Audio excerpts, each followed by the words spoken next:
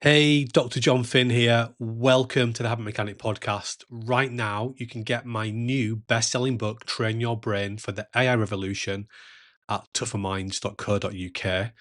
The digital book, audiobook, and physical book are all available at a special price that you won't find anywhere else.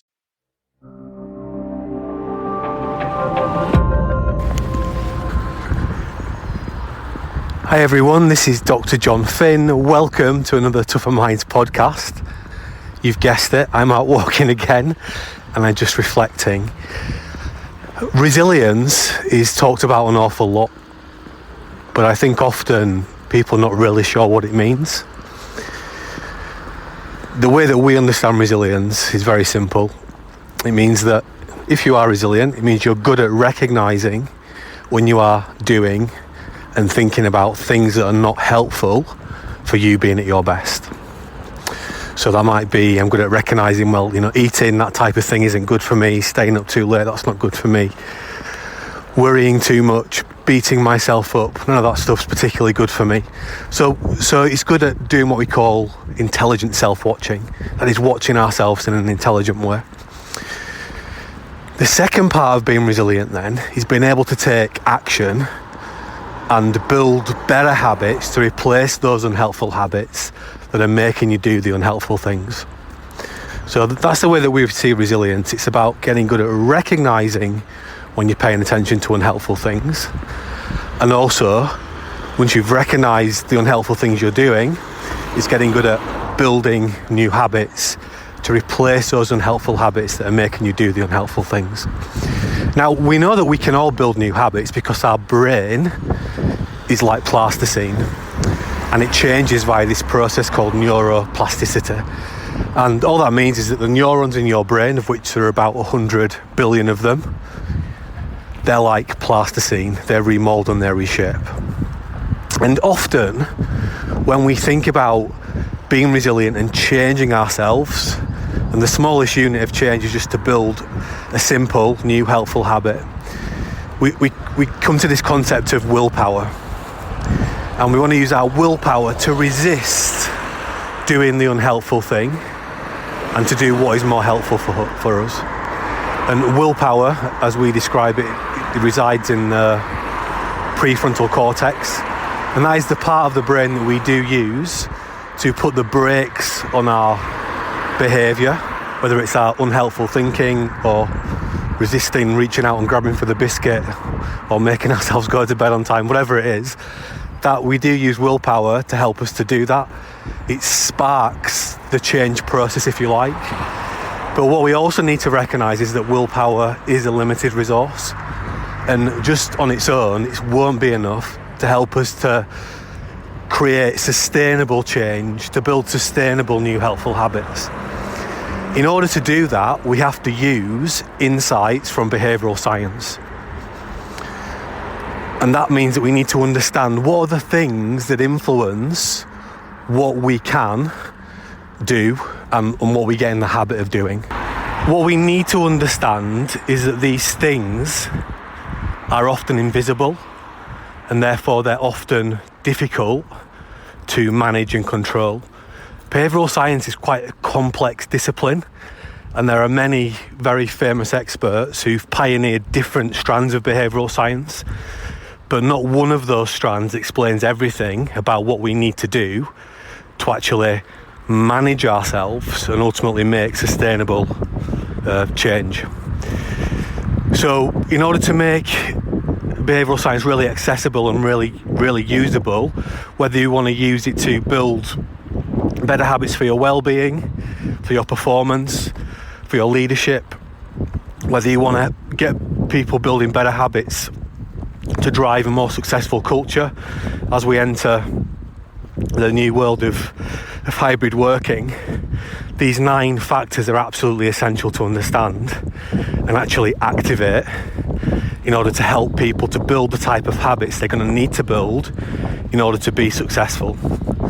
So what are the 9 action factors? Number 1 is mindset. If you do not believe you can change, if you do not understand that your brain is like plasticine and it's changing all the time, and you get good at what you practice, you're going to be less inclined to successfully change. You're not probably even going to try to change because you just think that you're fixed. So mindset is the first factor that we need to activate, and that's why we always begin our training, our coaching, by educating people about how their brain works and showing them that they can change, and they are going to get better at the things that they practice, for better and for worse. The second factor is what we call the habit factor. We need to understand that although we can change, we can only make one tiny change at a time. So that if we're gonna successfully make change, it's going to be in tiny little steps. Often this is where people fail, because they try to make changes that are too big and unattainable. They fail to change, beat themselves up, and then develop a mindset that they can't change and they are just what they are. So we've got the mindset factor, the habit factor. Next, we've got the personal motivation factor. If we want to compel our ape brain and Hugh to actually get on board and help us to make successful change, then it's easier to do that if we have a reason why. So have big goals. We create a tool called the FAM story, and this is the future ambitious meaningful story tool that allows people to set goals about their future selves and connect goals about what they might want to achieve in the next 10 years, for example, to the sorts of goals that they're going to have to achieve in the next 1 to 4 years to get that stuff achieved in 10 years, and then to achieve the things they're going to have to achieve in the next 12 months if they want to achieve their 1 to 4 year goals, and then what goals do they need to achieve this month, and to do that what do they need to achieve this week, and to do that what do we need to achieve today.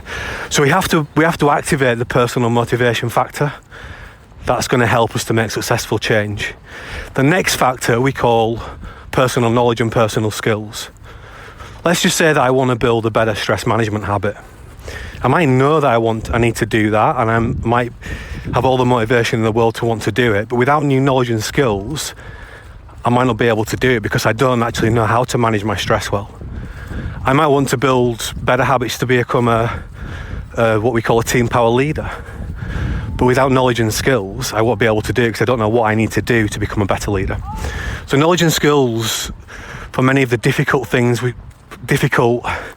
really rewarding habits that we want to build are absolutely essential. The next one, and it's connected to that, is what we call community knowledge and skills. If I want to build a better stress management habit or become a better leader, and loads of people around me understand what the sort of knowledge and skills that I might need to manage stress better and to become a better leader, that's really helpful for me. So community knowledge and skills is another essential change factor, and one that we need to consider if we're going to make change happen successfully and sustainably. And that's one of the reasons we've created a program of work which makes very complex science very simple, so that everyone can understand this and can start to use the Tougher Minds insights to support everyone in their community, from colleagues to partners to children, etc. So far we've got the mindset factor, we've got the habit factor, we've got the personal motivation factor, we've got the personal knowledge and skills factor, and we've got the community knowledge and skills factor. The next one is what we call social influence.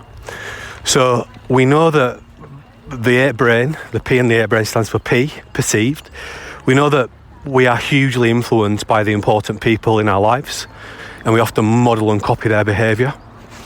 So that if we want to build new habits, we need to be hanging around with people that are already doing the types of things we want to do. Or if we want to collectively build new habits, we need everyone to be practicing what they're preaching, and actually everyone working on themselves. A foundational idea of building a really good culture. So that's social influence. The next one is rewards and penalties. And the ape brain really understands this. So let's take driving as an example. If you drive well, you get rewarded. In the first instance, you get a driving license, and your car insurance goes down, etc. And if you drive poorly, you get penalised. You get points on your licence, you get monetary fines, car insurance goes up, eventually you lose your licence. At work, if we perform well, hopefully we get rewarded, and if we don't, we get penalised, etc. And we see these reward and penalty systems everywhere in society, reinforcing behaviour. If we want to change our own behaviour and others, we've got to understand that, and we've got to understand how to structure rewards and penalties in an appropriate way to actually help them to build the habits that are going to be helpful for them and for the team, etc. This is where gamification would fit in, and we have a model that sits underneath the 9 action factors model, and it has over 200 rules, and I'd say 50 plus of those rules are about gamification and rewards and penalties. It's quite a complex area, but quite a fun area to work on, and actually to help to design environments and systems that reward and penalise the right types of behaviour. But absolutely essential that we understand it is so important for building new habits. The next area is what we call external, physical and digital triggers. These are the reminders in our environment of what we need to do. So if we take the driving example again, as soon as you get in a modern car now, there are triggers and reminders to do the right things. So if you don't put your seatbelt on, you get a ping, ping, ping. If you can see how quickly you're driving through the speedometer, there is a line in the middle of the road to remind you which side of the road to drive on. There are zebra crossings and traffic lights and speed cameras, all designed to get you to do safe driving behaviours. Because governments have recognised when they don't have those triggers in place, the car accident rates go up. The smartphone, which you may be listening to this podcast on right now, is possibly the most successful triggering device of all time. It's excellent at getting your attention and reminding you to use it, which is why it's become such a popular product. So if I open the cupboard, for example, and there's loads of chocolate biscuits in there, I'm probably going to eat one. So we've got to be very mindful of what are the triggers in our environment and how can we trigger ourselves to keep practicing the new habits or the new habit that we want to build to help us to be at our best more often.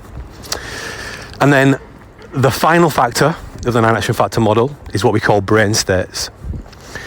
Imagine your brain's a little bit like a battery. It's only got so much charge in every 24-hour period.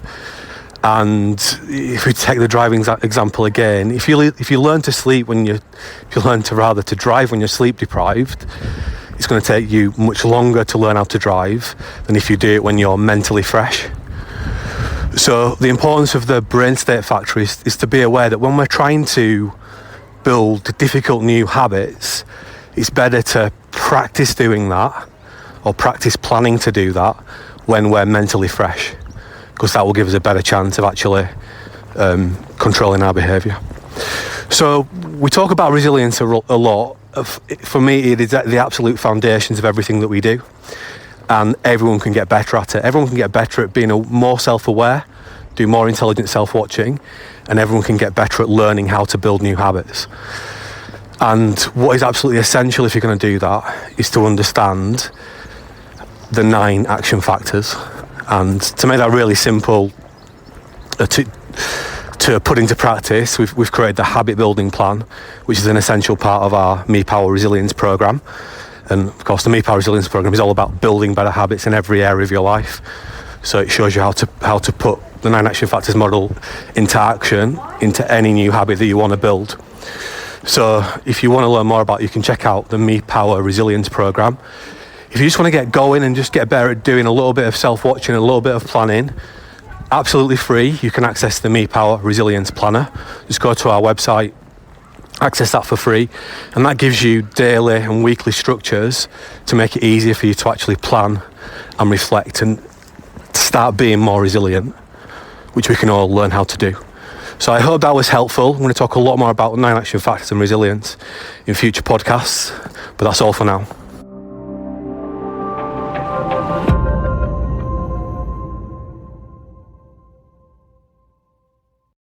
Thanks for listening to the Habit Mechanic podcast. If you liked it, please subscribe and tell someone else about one of the ideas or insights that you found most interesting.